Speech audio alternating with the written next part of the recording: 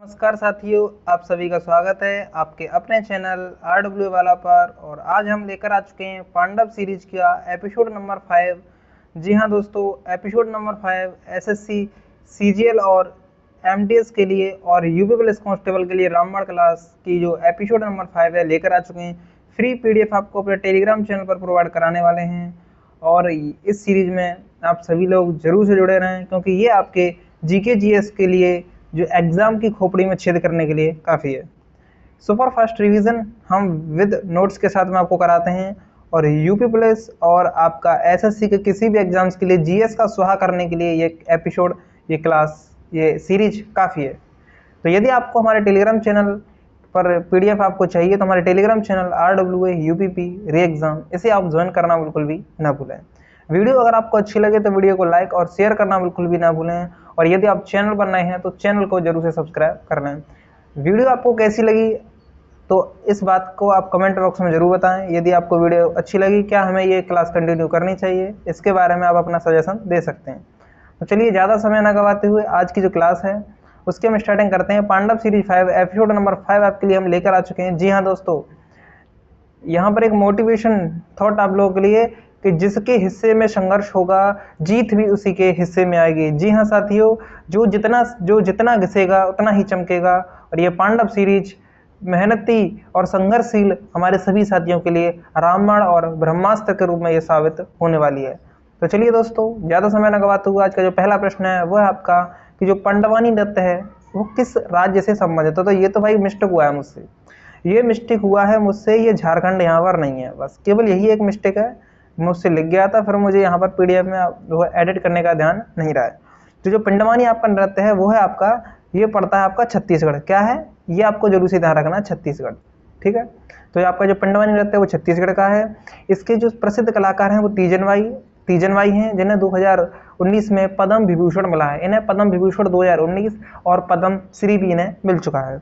यदि पिंडवानी की बात कीजिए तो ये जो पिंडवानी है वो आपका संगीत और महाभारत की कहानी के लिए जाना जाता है।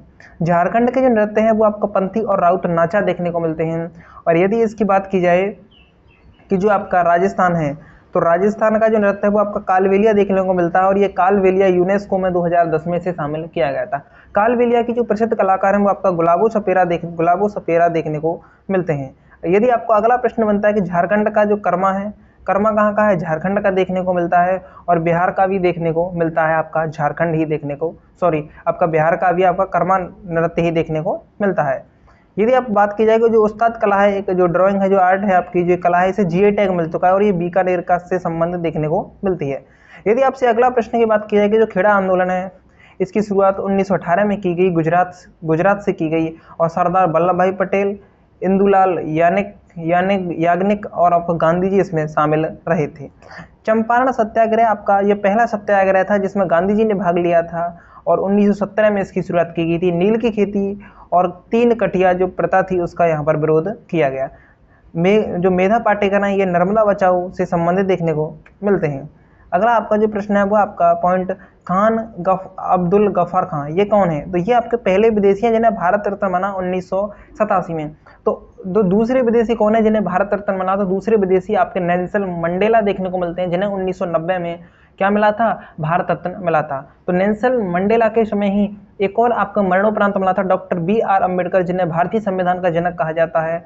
इन्हें 1990 में मरणोपरांत भारत रत्न दिया गया। तो ये भी आपको ध्यान रखना है। तो इसमें 1990 में किन्हें मिला, नेल्सन मंडेला को मिला, जो कि सेकंड विदेशी हैं। और भारत में आपका डॉक्टर BR अम्बेडकर को मिला था। अगले प्रश्न की अगर बात की जाए कि आपका जो सीमांत गांधी हैं, सीमांत गांधी किसे कहा जाता है, तो अब्दुल गफ्फार खान को ही सीमांत गांधी कहा जाता है। अब्दुल गफ्फार खान को ही सीमांत गांधी कहा जाता है।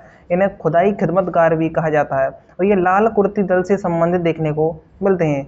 अगला प्रश्न की अगर बात की जाए कि जो पूना, सतारा और महाराष्ट्र के जो अन्य शहर हैं कि अन्य शहर निम्न में से कौन सा संगठन इन्होंने स्थापित किया था, जो कि ब्राह्मणवादी, रूढ़िवादी के खिलाफ कार्य किया और हिंदू धर्म में सुधार का इन्होंने प्रयास किया था। तो ये आपका परमहंस मंडली थी जिसने हिंदू धर्म में सुधार का प्रयास किया। 1849 में डेवलप हुआ, महाराष्ट्र से इसका डेवलपमेंट स्टार्ट हुआ। इसको डेवलप करने वाले दादोशाह पांडुरंग और रामचंद्र जयकर देखने को मिलते हैं। आर्य समाज की स्थापना की बात आएगी तो स्वामी दयानंद सरस्वती 1875 जरूर से याद करना होगा।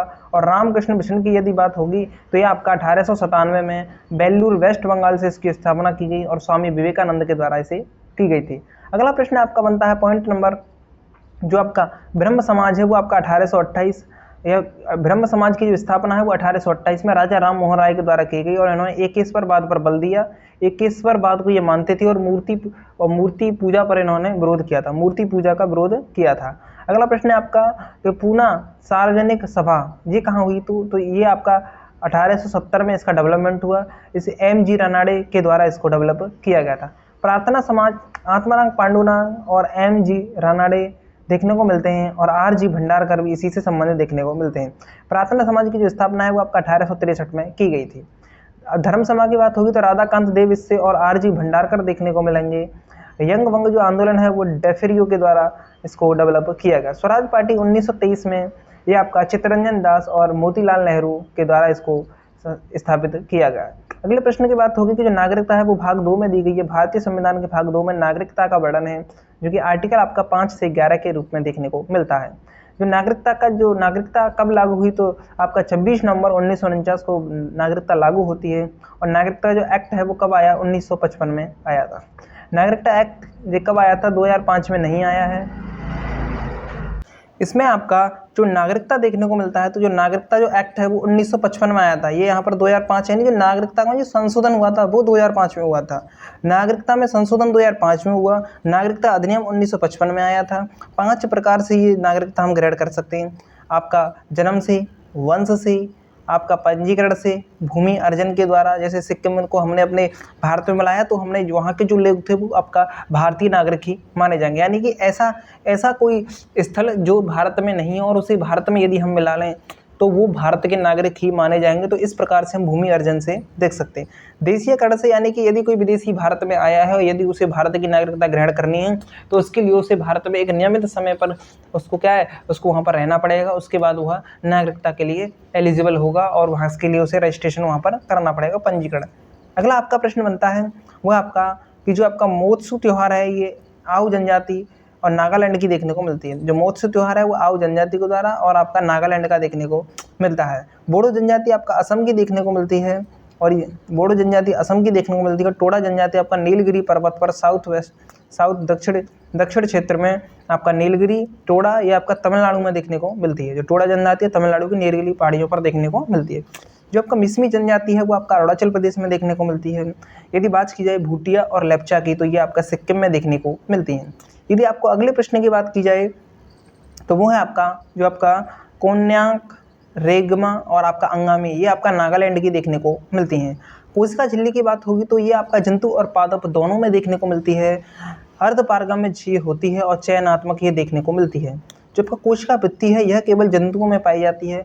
कोशिका झिल्ली दोनों में पाई जाती है, पादपों में भी पाई जाती है और आपका पादपों में भी और जंतुओं में भी पाई जाती है। लेकिन अब ये बात होगी कोशिका भित्ति की तो ये केवल आपका जंतुओं में ही पाई जाती है। तारक काय की जब बात होगी तो ये बेलनाकार होता है, केवल जंतुओं में पाया जाता है और ये जो सेल्स का डिवाइडेशन करने का इसका काम देखने को मिलता है।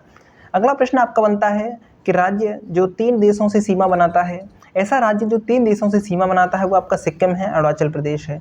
यानी कि आपका नेपाल, भूटान और चीन से सिक्किम बनाता है। अरुणाचल प्रदेश आपका बांग्लादेश, चाइना और म्यांमार से आपका सीमा बनाता है। यदि बात होगी लद्दाख तो ये आपका जो केंद्र शासित प्रदेश है लद्दाख, जो कि चाइना, पाकिस्तान और अफगानिस्तान से सीमा बनाता है। यदि आपसे अगले पॉइंट की बात की जाए कि जो आपका मुस्लिम लीग है वो आपका 1906 में आई और सलीमुल्लाह खां के द्वारा इसको डेवलप किया गया और ढाका, बांग्लादेश में इसका हेडक्वार्टर देखने को मिलता है। कांग्रेस की बात होगी तो कांग्रेस आपका 1885 में इसको डेवलपमेंट किया गया, A.O. ह्यूम के द्वारा हुए और बॉम्बे में इसका अधिवेशन हुआ था। बीजेपी की जो डेवलपमेंट है यानी कि इसका जो विकास है वो 1980 में हुआ। अटल बिहारी वाजपेयी के द्वारा इसे अपनाया गया था, यानी इसको बनाया गया था। 1916 की बात होगी तो होम रूल लीग बनेगा और एनी बेसेंट और पीजी तिलक के द्वारा इसको डेवलपमेंट किया जाएगा।